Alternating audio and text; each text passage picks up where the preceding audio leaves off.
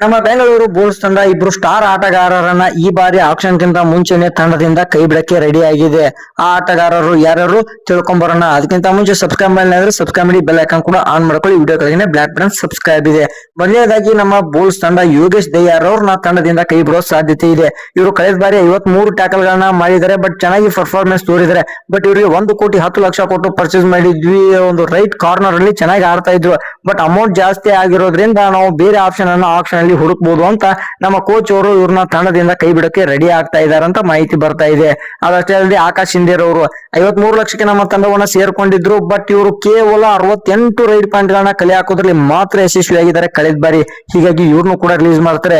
Last moment ಅಲ್ಲಿ ಇವ್ರನ್ನ bench ಅಲ್ಲಿ ಕುಂದಿರ್ಸಿದ್ರು. ಸ್ಟಾರ್ಟಿಂಗ್ ಸೆವೆನ್ ಅಲ್ಲಿ ಇವ್ರಿಗೆ ಅವಕಾಶನೇ ಕೊಡ್ಲಿಲ್ಲ, ಏನಕ್ಕಂದ್ರೆ ಉಳಿದವರು ಚೆನ್ನಾಗಿ ಪರ್ಫಾರ್ಮ್ ಮಾಡ್ತಾ ಇದ್ರು. ಆಕಾಶ್ ಹಿಂದೆ ಫ್ಲಾಪ್ ಆಗಿರೋದ್ರಿಂದ ಈ ಬಾರಿನೂ ಕೂಡ ಅವ್ರನ್ನ ಕೈ ಬಿಡೋ ಸಾಧ್ಯತೆ ಇದೆ. ಇನ್ನು ಅಂಕುಶ್ ರಾಜ್ ಅವರು ನಿಮ್ಗೆಲ್ಲ ಗೊತ್ತಿರಬಹುದು, ನಮ್ಮ ತಂಡ ಕಳೆದ ಬಾರಿ ಅವ್ರಿಗೂ ಮತ್ತೆ ನಮ್ಮ ಟೀಮ್ಗೂ ಕೂಡ ಏನೋ ಒಂದು ಸಣ್ಣ ಗಲಾಟೆ ಆಯ್ತು. ಅವರು ಕ್ಯಾಂಪ್ ಅನ್ನೇ ಬಿಟ್ಟು ಹೋದ್ರು. ಬುಲ್ಸ್ ತಂಡಕ್ಕೆ ಒಂದಷ್ಟು ಪಂದ್ಯಗಳನ್ನೇ ಆಡ್ಲಿಲ್ಲ, ಒಂದು ಪ್ರೊ ಕಬಡ್ಡಿಯನ್ನೇ ಬಿಟ್ಟು ಹೋದ್ರು. ಬಟ್ ಅವ್ರನ್ನೂ ಕೂಡ ಈ ಬಾರಿ ನಮ್ಮ ಬುಲ್ಸ್ ತಂಡ ಕೈ ಬಿಡುತ್ತೆ.